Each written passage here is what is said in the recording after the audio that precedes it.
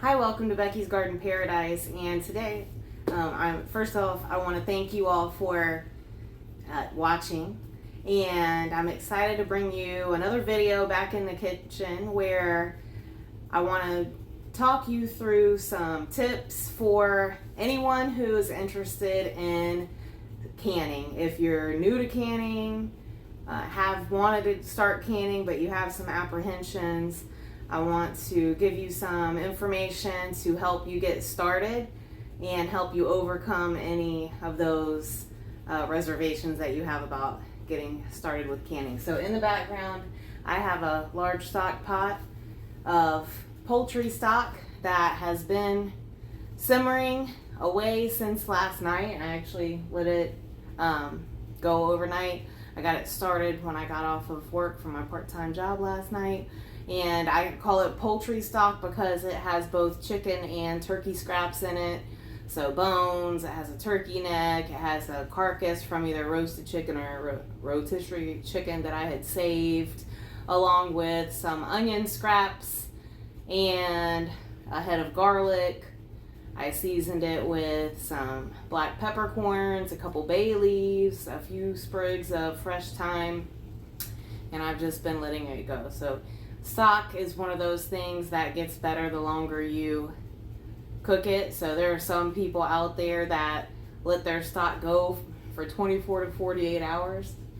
You don't have to let it go that long, but hey, if you want to, why not? Some people use crock pots or turkey roasters to make their stock in. I like to just do it on the stove in a big stock pot. So stock is one of the things that you need to can in a pressure canner. So if you're new to canning or interested in getting started, some things can be water bath canned. Those are high acidic products such as pickles, tomato products, including salsa, jams, jellies, fruits. But if you're doing anything that's a low acid food, any meat, any vegetables, soups or stocks, things like that, they have to be pressure canned because they're a low acid food, and the pressure canner will get them up to the appropriate temperature to where they will kill any harmful pathogens that may be in them in order to make a safe product for you and your friends and family. Also, just some supplies that you'll need besides the pressure canner. So first, let me talk about the pressure canner. I have a cheapo Presto pressure canner. This is the brand that Walmart carries. I bought it several years ago, and I think it was about $68 when I bought it. I'm not sure how much they are, but I suggest if you're new to canning or new to pressure canning that you just get a simple one like this, Presto. One, because it's more affordable, but it's also easy to use. Some of the more pricey or expensive canners out there have lids that are a little bit more complicated, and if you're new to canning, I want you to just start with something that is easy to use. So with the pressure canner, it comes with a rack. So use the rack. You don't want to put your jars right flat on the bottom.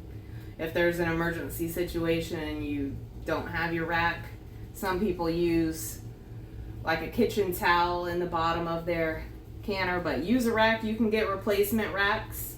Even with my water bath canner, water bath canners, if you get the old school ones in the enameled pots, the pressure canners usually come with like a metal basket that lifts in and out of the water bath canner, but over time those rust, and I've replaced my metal basket in my water bath canner with these canning racks that you can get online. So you can go on Walmart's website, you can go on Amazon and find the canning racks. And I actually like the canning racks better because you can fit more in your canner. So with the canning rack, for example, in a water bath canner, I could only fit 9 jars. With the canning rack, I can fit 10 jars.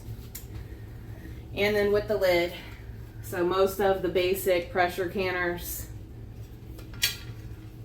look somewhat like this. So they have the seal that's inside of there. One of the things that you may not know if you're new to canning is that every few times you use your canner, go ahead and get some oil of your choice. Like you could use vegetable oil, olive oil, coconut oil on a paper towel and wipe the oil, like take the ring out and wipe the oil all around on your seal. That'll just help keep it in good condition and prevent it from cracking, help with the seal. They also sell replacement seals that I would go ahead and order, you know, a couple of if you're gonna get started with pressure canning, so that you have them on hand and you're not, you know, in the process of like getting ready to start canning something and then, oh man, my seal is cracked, I can't can it. So have them on hand as a backup. You also want to be able to look through the hole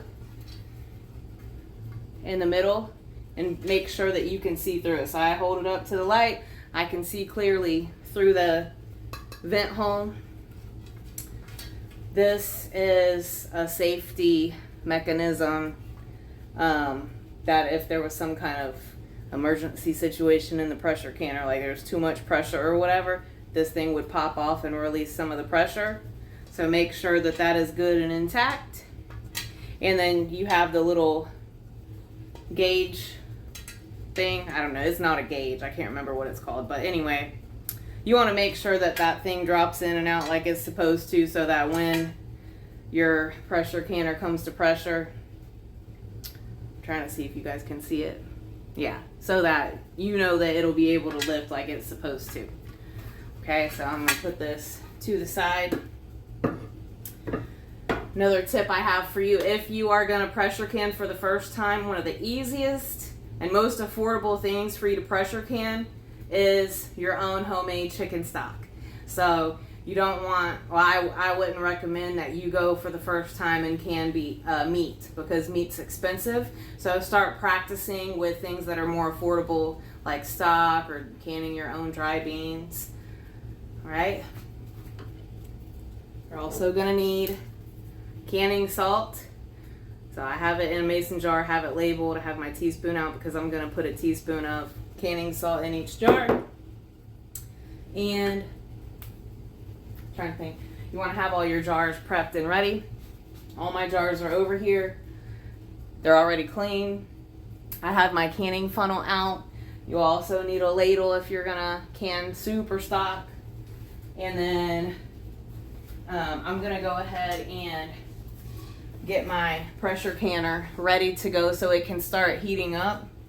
So inside of my pressure canner, I have these indented lines, and I need to fill it up to that lowest indented line on this pressure canner. So if you buy yourself a Presto pressure canner, take the time, go through, read the manual that comes with it. The manuals for your canners usually also have recipes, free recipes for pressure canning. So I'm just gonna go ahead and make sure I got eyes on mine. I'm just going to fill it up with some water. I'm also going to get vinegar out because I put a splash of vinegar in the canner to help keep the jars from getting coated in sediment from hard water.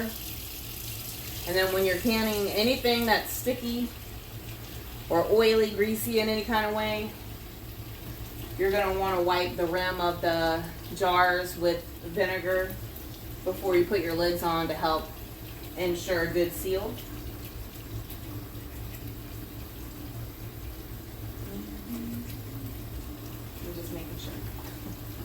Double and triple checking my water level.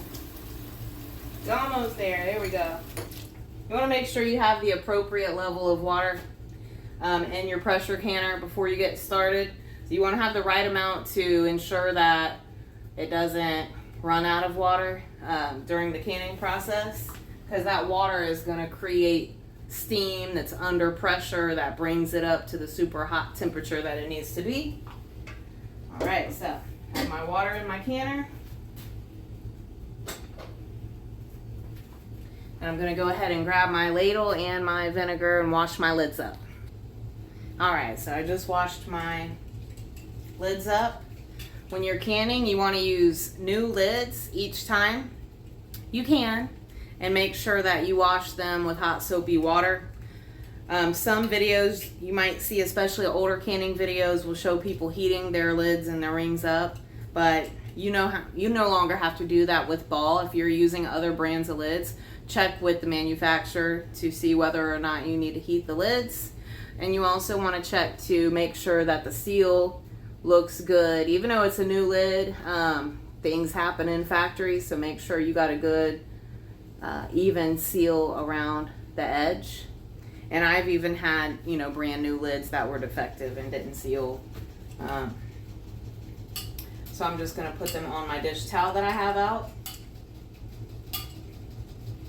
So you'll want to have a dish towel ready for when the canning process has finished and the pressure has come down, for you to put your jars on when you take them out of the canner.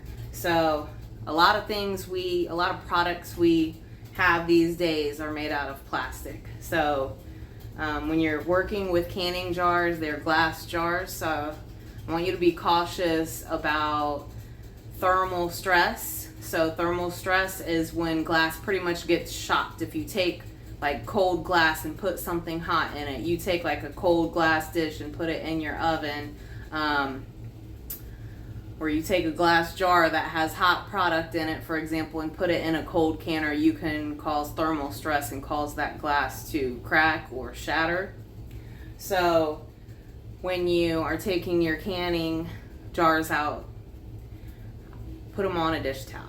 Okay, nice thick dish towel.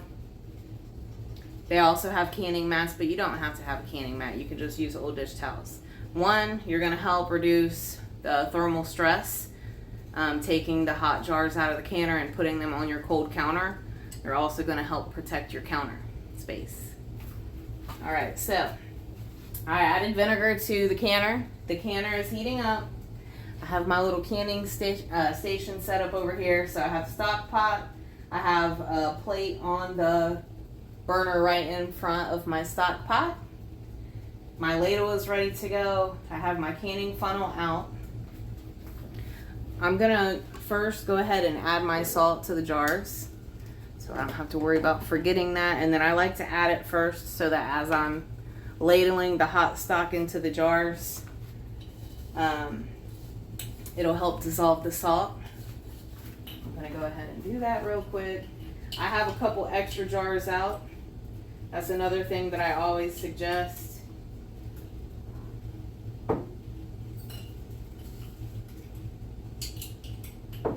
That way, if you have extra product left over, like if I have more than 7 quarts of stock, which I'm pretty sure I will,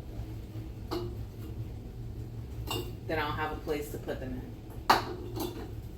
And any extra stock that I have, let me bring you guys over so you can see. So any extra stock that you have, you can refrigerate, you can freeze. I'll wait to put the salt in the extra jars until I see how much I have. You don't have to add salt if you don't want to, but I really think it helps bring out the flavor. Doesn't have anything to do with the preservation, it's just for the flavor when you're pressure canning your stock. So I got my 7 jars filled.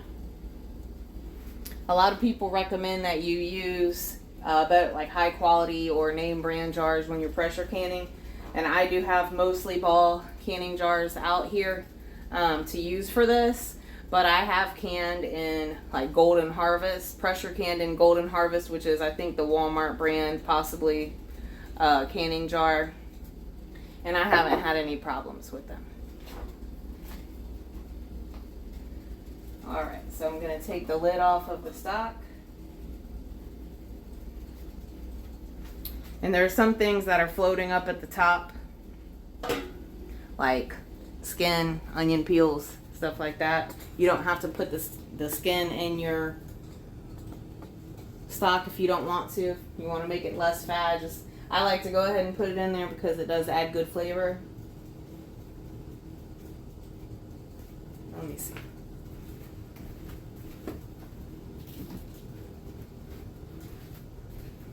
move my trash can over here so I can put it in the trash. And the stock pot, I mean the canner is warm, but it's nowhere near where it needs to be. But I have everything ready to go. That's a good thing. I'm going to go ahead and put my lid back on my salt for now and get that out of the way. I have baskets and I have Ziploc bags that I keep canning rings in. It just makes it easy for me to grab them and bring them in the kitchen when I'm going to do a canning project.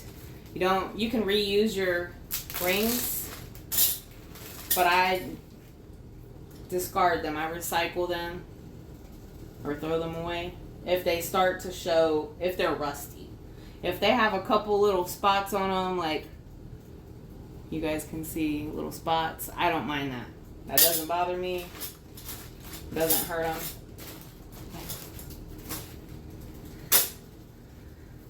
And then for your chicken stock,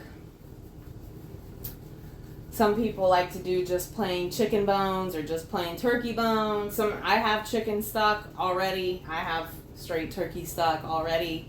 I just wanted to clear the space out of my freezer because I had these bones and things and a couple freezer bags in there and it needed to be used up. So you can go strictly by the ball canning recipe, which I'll show you my book in a minute. I just wanted to get the stock started in the canner and then I'll chat with you about a little bit more. But if you have celery, I would put celery in there if I had celery, but I didn't have any, that's okay. If you wanted to add some carrots, or some people put carrot peels, that's fine. And then also I've done parsnips or parsnip peelings before, and that was really good, added good flavor to it. You could add parsley. Some people will save the stems, or I have before too, save the stems from the bunches of parsley that you buy in the store and put them in a freezer bag along with other scraps to use for flavor whenever you can your own stock. I've done plain veggie stock because my son doesn't eat any kind of meat other than seafood anymore. So I've done veggie stock to make meals for him. So you can use the stock for a lot of different things. One, is going to save you money because it's one less thing that you'll have to buy from the store. And that's what I really love. I like to save money and get as much as I can for what I do buy in the store. And so by using your scraps to make stock, you're reducing waste and getting as much for your money as possible. So once you have your stock canned up, you can use it for soups and stews. You can use it for gravies. You can use it to make gumbo. You can use it to season rice. So instead of water, use the stock for your rice. If you don't feel good and you just want to sip some good broth, you'll have it on hand. A lot of people focus on emergency preparedness and pantry preparedness. So I live in Florida, so we have hurricane season every year. And a lot of people just think about water, water, water and stock up on all kinds of water. But if you have stock in your pantry, then you could also use that to cook with. So you can use it for a lot of different things. This has a really good color. You could even add some turmeric to your poultry or your chicken stock if you wanted to add nutrition and help with the color. Sometimes I put it in there, it just depends on how I feel. This time I did not. I don't really want to stir it, because if you stir your broth once it's at this point, you can cause it to be extra cloudy. So the things that I was going to discard that were up at the top have sunk back down to the bottom. And I don't want to go fishing around in there to pull them out. So I'm just going to leave it the way it is for now. There was some skin at the top and some onion peels at the top that I was just going to scoop out with some tongs. But alright, we're getting closer to being ready.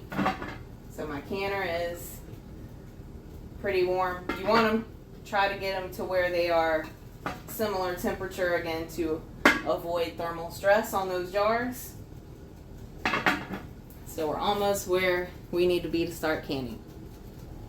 Okay, so you want to make sure that your canner is centered on your burner. And I also grabbed this sieve or colander. It's a wire mesh colander. And in addition to that, I have some cheesecloth.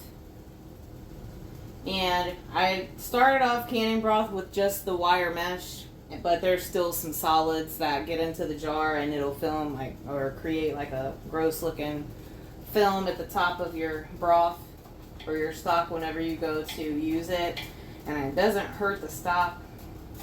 Just, I remove that with a spoon. But to eliminate that, or, reduce the amount of the solids from getting in there, I go ahead and add the cheesecloth. And I'm just going to go ahead and start ladling it in. And if you have to rinse your cheesecloth after a couple jars, that's fine. Like I said, stock is a super good thing for you to start with. Because it's so easy. It's one of my favorite things to can just because it's so easy and it's so cheap to make. It's almost free.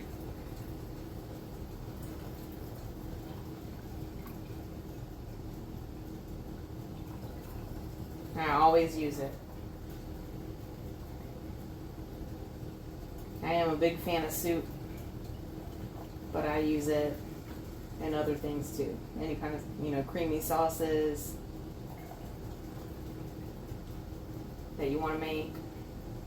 Rice especially is one of my favorite things to use it in, even though I don't eat that much rice. Even when I make it for other people, I like to use the stock to give it good flavor. Alright, so I'm filling it up to the 1 inch mark. I'm going to grab another jar. And I could add a tiny bit more. Just a little bit more. Let's see. Teensy tiny bit more. The 1 inch mark, I'll show you in just a second. That should be good. Yeah, it's right there. So the 1 inch mark is the bottom of the rim. So you want to fill it up to this bottom ring on the jar. Alright, here we go. I got the second jar. You got to be careful because this jar with the broth is going to be hot. So keep that in mind. I'm going to grab a paper towel.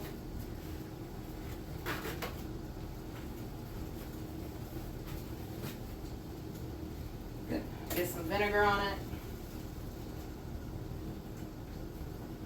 If you'd rather use a rag, like a dishcloth, clean dishcloth, you could do that. Okay, so now I got jar number 1. Need to get my lid and my ring.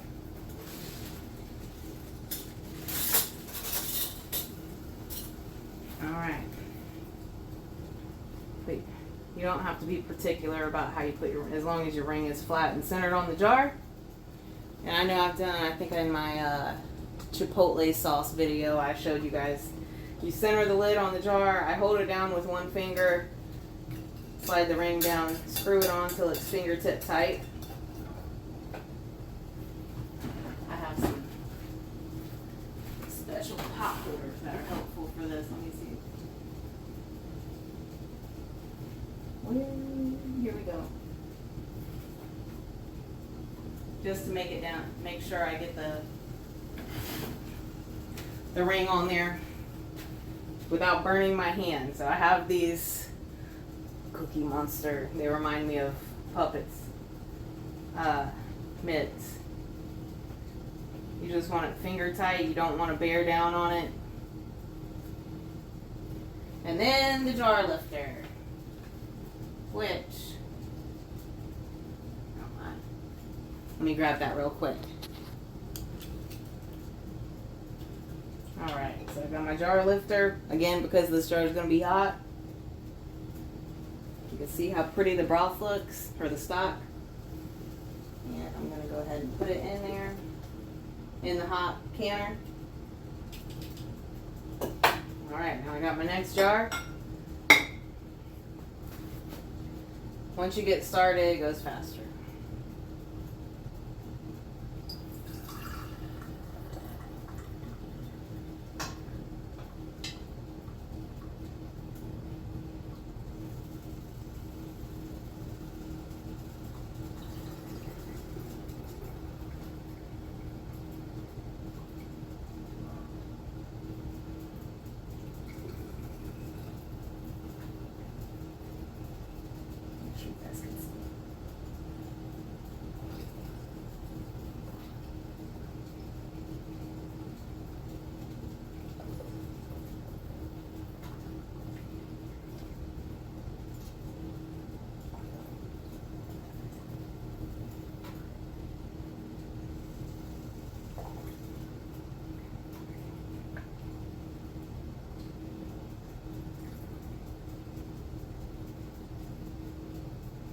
Check it.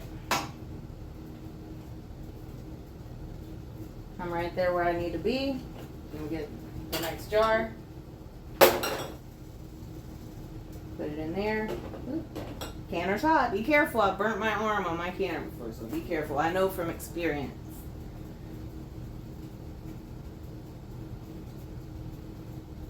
There we go. I wiped it with vinegar.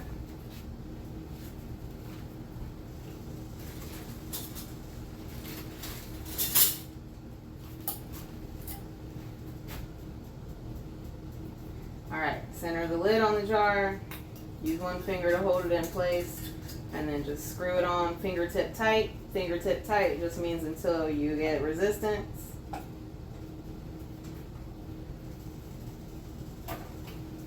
You just need it to hold the lids in place during the canning process.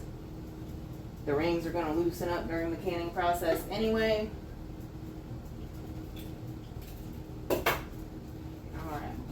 Put this on here and keep going.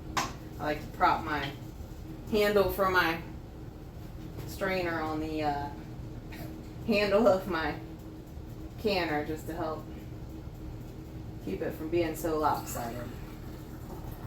This is much faster. I tell you what, before I finally broke down and bought cheesecloth, I would do this with coffee filters. You might laugh at me, but I was trying to be frugal and not have to buy a cheesecloth. Coffee filters work if you don't have cheesecloth and you really want to can some stock, but it's a lot slower and you have to change them every 2 or 3 jars that you fill up.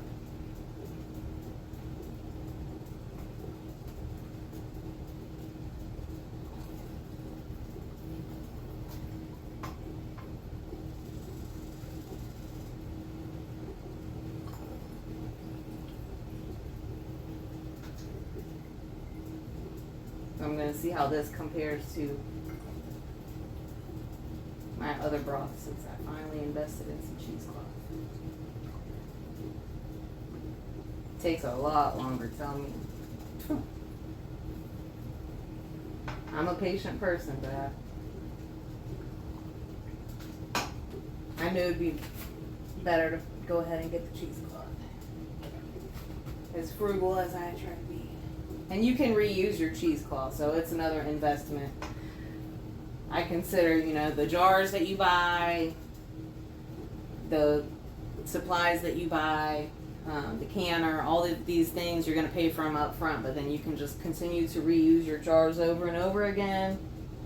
You're going to get your money's worth out of your canner and your jars, trust me. I try to, you know, can things that are frugal and make sense to can.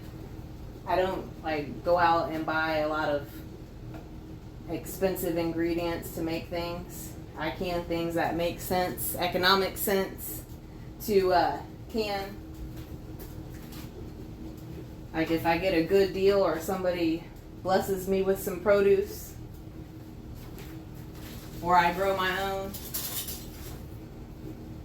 I've canned my own green beans, my own, you know, tomato products with homegrown tomatoes, my own hot sauces with homegrown produce.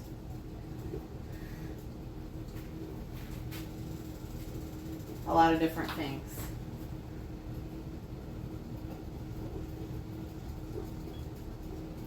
Or if it's something that you can't find in the store that you really want.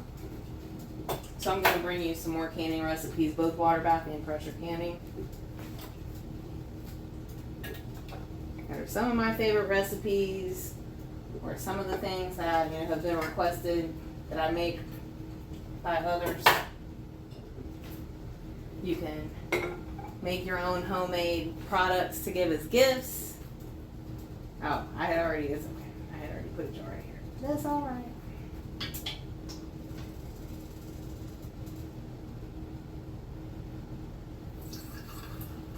Canning is one of those things that can be therapeutic for some of us. Takes your mind off of other things. Feel like, being productive when you can look and see all the jars of food and sauces and fruit things, different things that you've canned yourself. You make meals from your home canned goods, especially glass versus metal. I grew up eating canned food like out of, the steel cans or whatever it's made out of in the grocery store.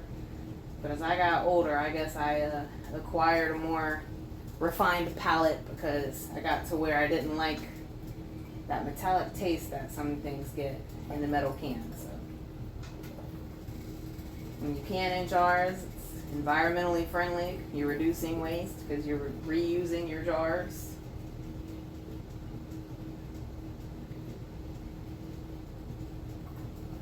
You can put canning stuff on your Christmas list. I've done that and got canning lids and rings before. There's less that I need to buy.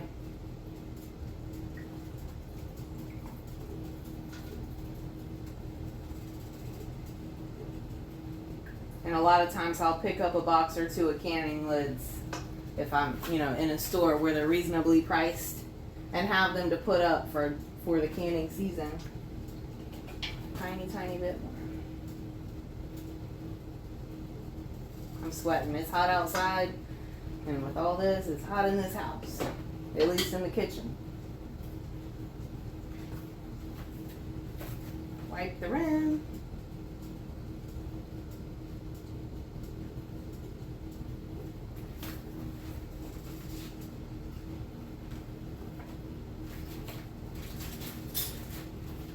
After this one,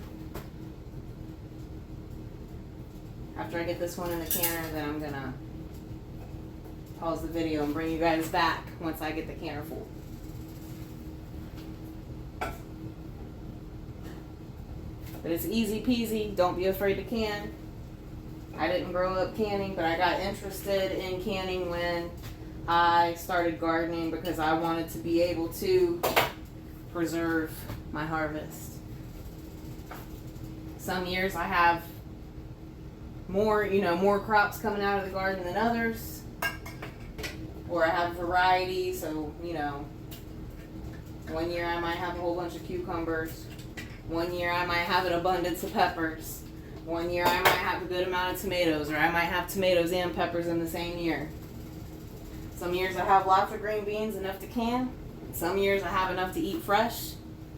Last year I barely got any at all because it just wasn't a good year for green beans. But alright, so I'm gonna finish loading the canner with the last 3 jars. Be right back. Okay, so I'm down to the last jar. And I got to the point where I just started pouring it straight from the pot. And this is going to be some good, rich stock. Has rich color. It's going to have a lot of like collagen and stuff in there from all the good bones and things. And I'm just going to switch this over real quick. There we go. I'm going to move this out of the way for just a moment so I can get this last jar ready. Paper towel. Some fresh vinegar on a new clean paper towel because I had to use the other one to wipe the jar down. Alright. I'll put it right here.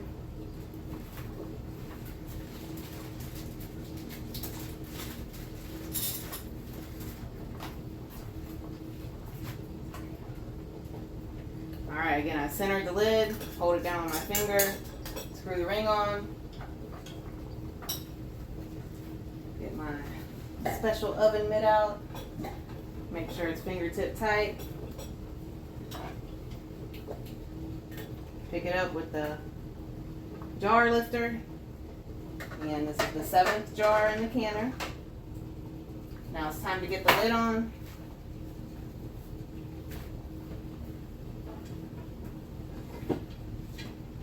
When you put the lid on, you need to line it up. So look for, on this pressure canner, on this Presto pressure canner anyway.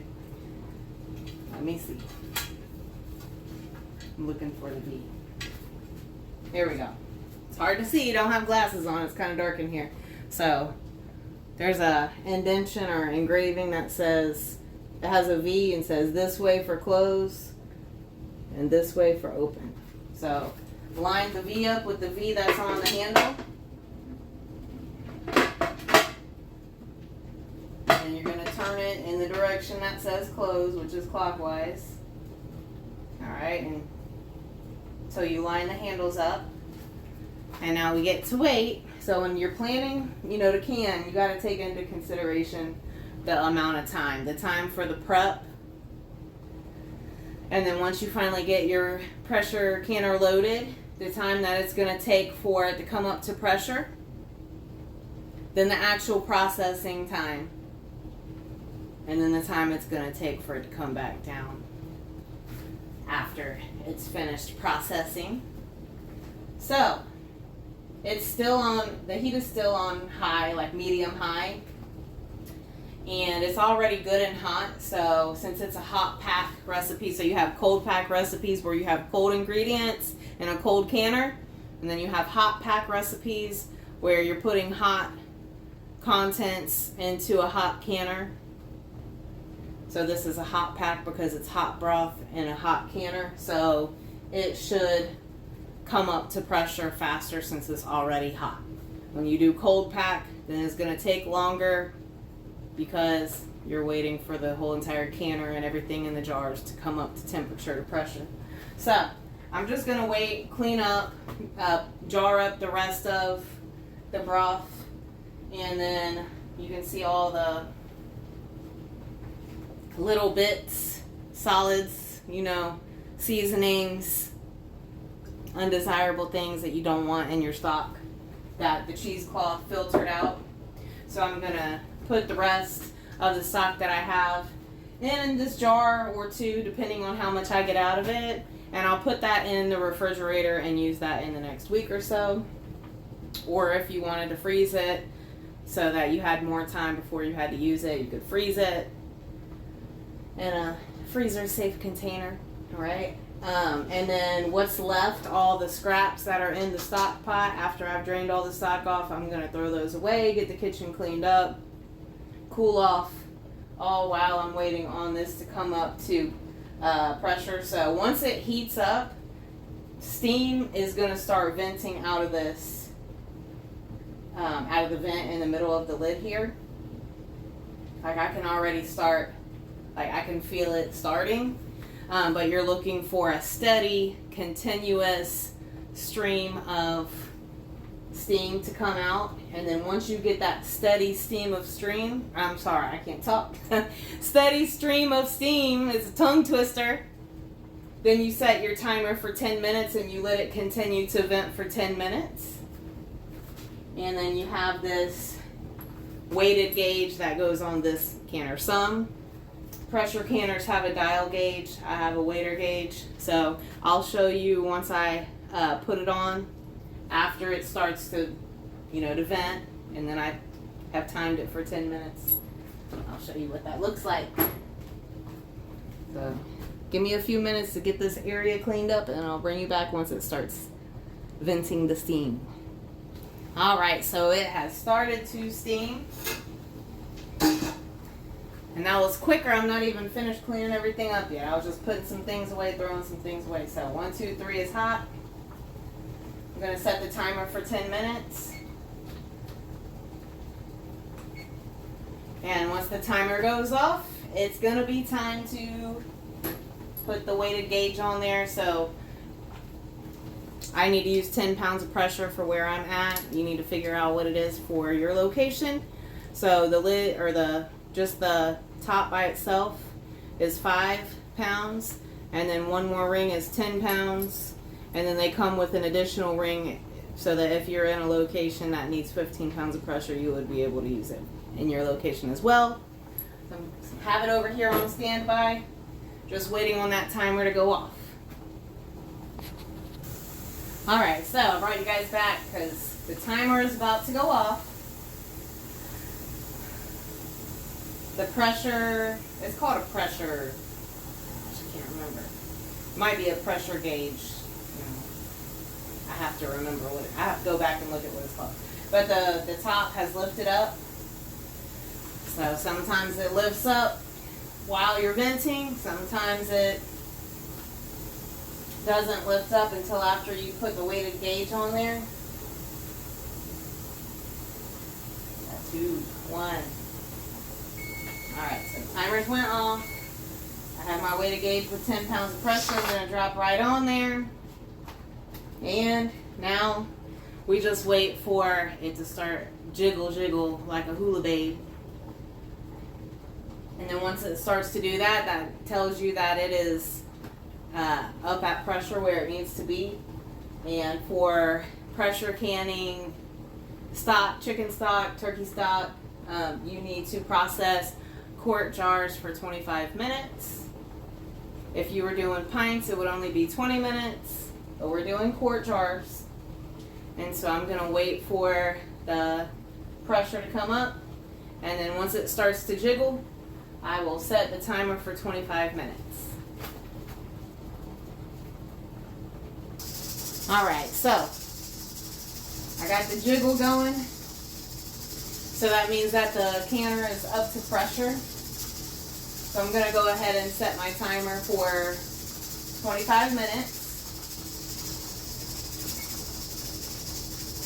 If you don't have a timer on your stove, you can get a dial kitchen timer or a digital, timer that's separate. And so once it comes up to pressure, you have your timer on.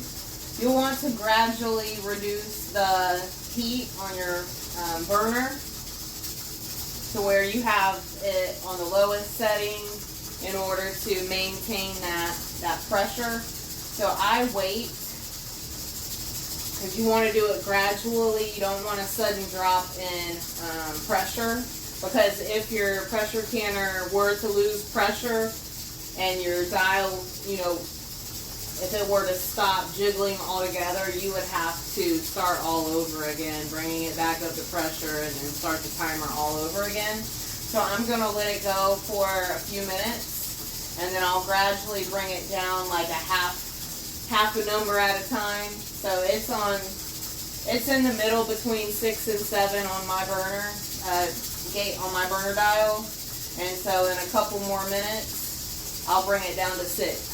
And then I'll wait a few more minutes, and then I'll bring it down to 5.5. And I'll go like that. I personally know on my stove that 4 is the sweet spot, where you'll just get a occasional jiggle. You don't want it like going back and forth, full throttle, the whole time. But like I said, it's important you want to do it gradually, reduce the heat gradually. Alright, so this is all the stock that I had left in my stock pot, and I'm pretty sure I had like a 9-quart stock pot. So I'm going to go ahead and transfer it to a pint-sized jar and get my canning funnel out of the way. Carefully pour it. It's still pretty warm. Pour it into the pint jar just to save space in my refrigerator. And it's not even a full pint, you see. So I was right on the money with my 7 quarts of chicken stock. So that's still going to be good to add to any dish that you want to add some extra flavor with some broth. So I'll get a plastic lid. So for the jars that you're going to store in the refrigerator, like my extra broth I have here, I have plastic lids that fit my canning jars. Ball makes the plastic lids. That is not for canning. Those plastic lids are for like dry storage, like how I have the plastic lid on my canning salt that you saw earlier. Walmart makes their own brand of plastic lids that fit mason jars. You can also save lids from mayonnaise containers, and a lot of peanut butter and sun butter plastic jar lids will also fit your mason jars. So you can save money and avoid buying the mason jar plastic lids if you want to. Okay? So I saved them, but I also have some plastic lids that were a Christmas gift, because you don't want to waste canning lids on stuff that you're not going to can. You can use the plastic lids to put this in the refrigerator. Alright, I'm going to get my plate that I was using to protect my burner out of the way. I'm going to put it in the sink so that I can wash that up. Another item you'll want to get, if you're new to canning, is a bottle brush. So these are handy for cleaning your mason jars. So I have this designated bottle brush specifically for washing my canning jars, because you want to wash them once you've used the ingredients in the jar before you put it up into storage, and you also need to clean your jars before you can with them, even if they're new, because you know there's gross stuff in factories. Just like how you always want to wipe off the top of any canned goods that you buy from the grocery store, you'd be surprised what comes off when I wipe those. Gross. Okay, so I have this bottle brush over here that I'll use to clean this jar that the broth was in. This one was an extra jar that I had gotten out in case I needed it, but I didn't need it, so I'll put that back on my canning shelf for future use. So it's been 4 minutes. I'm going to go ahead and turn it down to 6. And then, like I said, every few minutes, I'll turn it down another half number on my stove until it gets to 4, and then I'll just let it can the rest of the way once it's on 4. This is one of the plastic mason jar lids. This is the Walmart brand that you can get a sleeve of for a couple bucks. And they make the Ball and Walmart make the plastic lids for both regular size and for wide mouth size jars. If you save your plastic lids from your mayonnaise or your peanut butter, those are normally going to fit your regular mouth jars. So all of the jars that I use today are regular mouth, and those are the smaller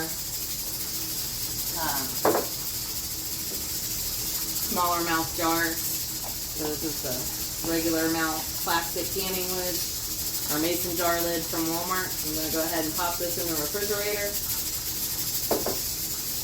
And then, in just a second, I'm going to grab my canning book to show you.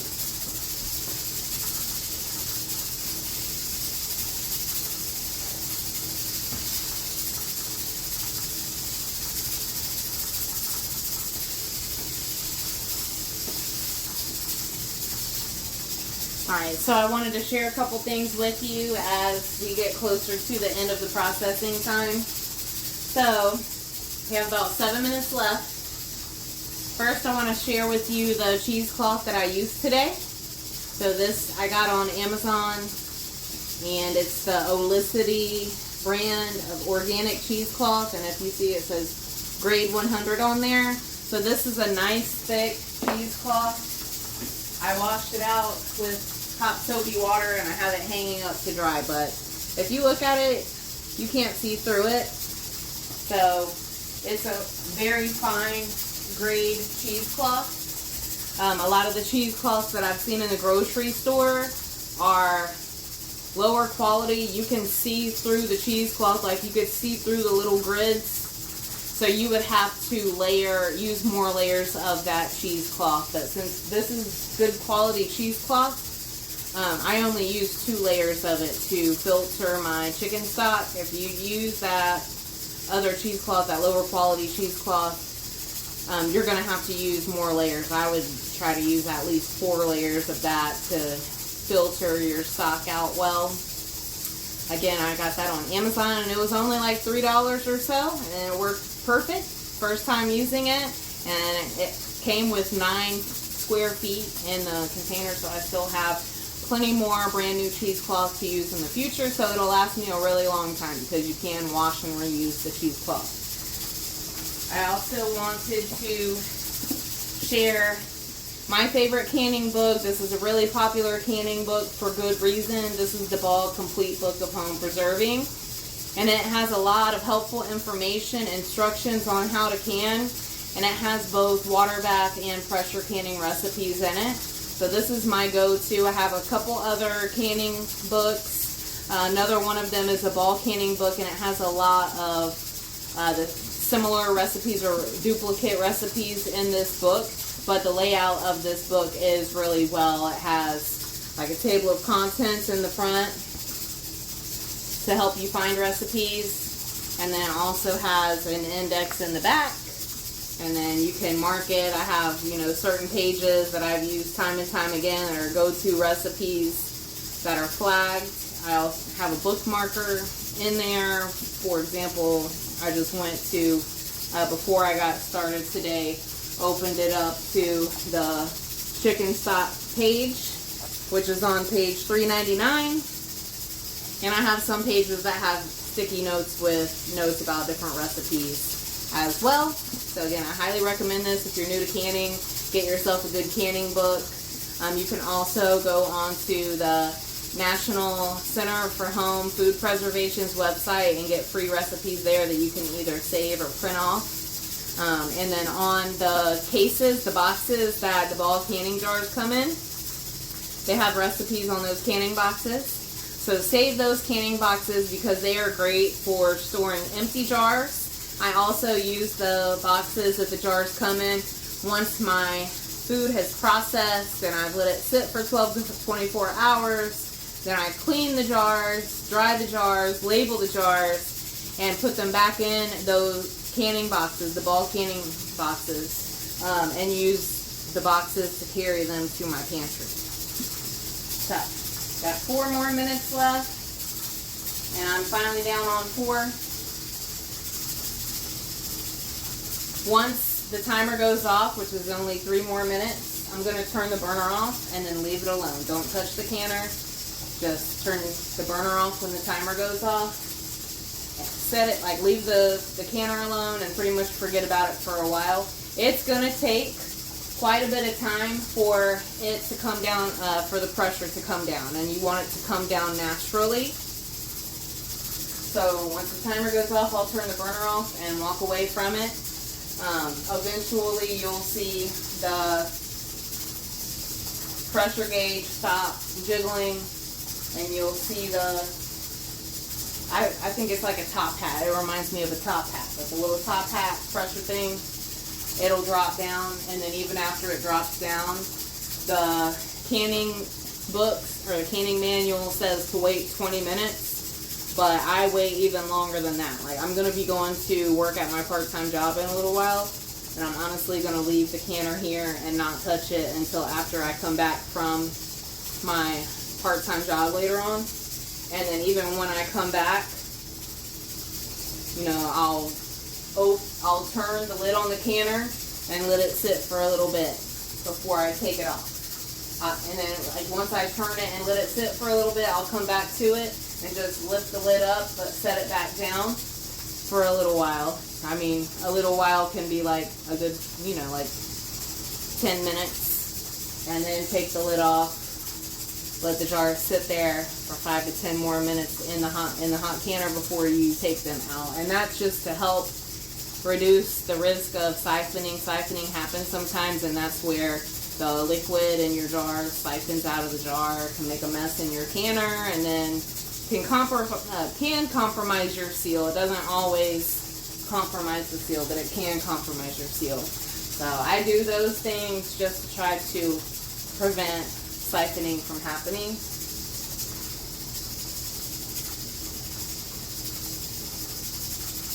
Counting down, less than a minute.